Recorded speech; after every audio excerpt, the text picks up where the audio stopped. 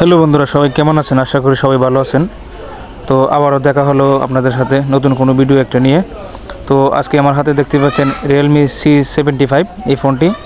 তো এই ফোনটি বিগত 15 দিন ধরে ব্যবহার করা হইতেছে। তো 15 দিনে ব্যবহার করার পর ফোনের কন্ডিশন এবং ফোনটি ব্যবহার করে কেমন সার্ভিসিং পেয়েছি সেটা আজকে বিস্তারিত বলবো।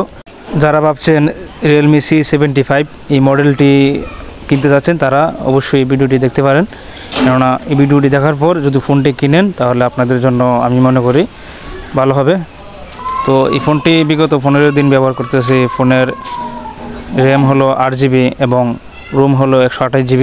এই মোবাইলটিতে রয়েছে মিডিয়াটেকের একটি processor, MediaTek Helio G902 max এই প্রসেসরটি। তো এই প্রসেসরটি বাজেট অনুযায়ী আমি বলবো যে নর্মাল একটি প্রসেসর হয়ে গেছে, কেননা 20,000 টাকার বাজেটে এর চেয়ে ভালো প্রসেসরের ফোন পাওয়া যায়।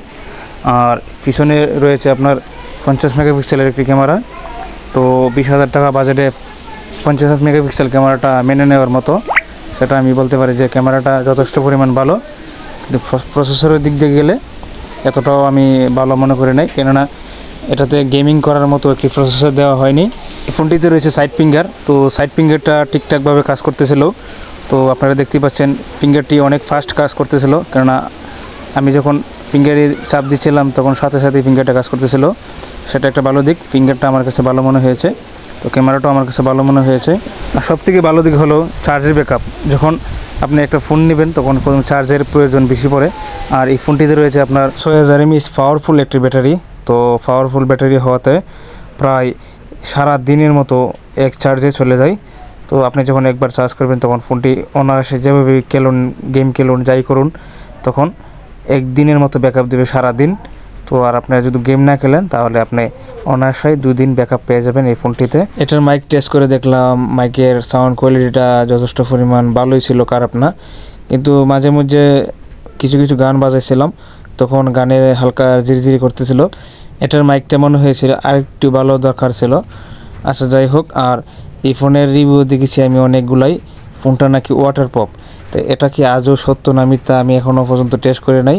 তো সেটা জানার জন্য যদি আপনারা জানতে চান অবশ্যই কমেন্টের মাধ্যমে বলবেন, তাহলে এটা আমি সত্যিকারের একটা রিভিউ নিয়ে আসার চেষ্টা করব, আপনাদের সাথে সরাসরি এটা লাইভে দেখানোর চেষ্টা করব যে ফোনটা কি আসলে ওয়াটার পপ কিনা।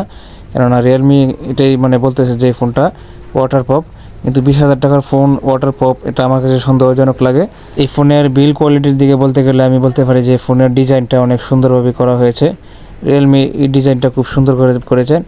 আর বরাবরের মতো আপনারা সবাই জানেন রিয়েলমি ফোনের ডিজাইন খুব সুন্দর করা হয়। এই ফোনটা একটু বড়সড় হওয়াতে হাতে নিয়ে অনেকটা ভালোই লাগে। হাতে নিলে মনে হয় যে একটা ফোন আছে আমার হাতে, মোবাইল একটা আছে, অনেক ভালো একটা ফিলিংস আছে। তো ফোনটা বড়সড় হওয়াতে ডিসপ্লেটা অনেক বড়। তো গেমিং করেন বা ভিডিও দেখেন, আশা করি সবার কাছে ভালোই লাগবে, খারাপ না। আর আজকের ভিডিও এই পর্যন্তই ছিল। আমাদের ভিডিওটি কেমন লাগলো অবশ্যই কমেন্টের মাধ্যমে বলবেন। তো আমাদের চ্যানেলে এমন ভিডিও পেতে অবশ্যই আমাদের চ্যানেলটি সাবস্ক্রাইব করে রাখুন, যেন সবার আগে নতুন ভিডিও পেয়ে যান। তো সবাই ভালো থাকুন, সুস্থ থাকুন। আবার দেখা হবে নতুন কোনো ভিডিওতে। প্রত্যেক ভিডিওতে আমি যা বলি এখন আবার বলতেছি, সেটা বলার জন্য আমি ভুলে গেছিলাম। তো যে কোনো ফোন কেনার সময় ফোনটি যাচাই করে বক্স, চার্জার, দোকানের মেমো আছে কিনা, তারপরে সব কিছু চেক দিয়ে তারপরে ফোনটি কিনুন। যে কোনো সেকেন্ড হ্যান্ড ফোন কিনুন, অবশ্যই ফোনের ডকুমেন্ট ছাড়া ফোন কিনবেন না।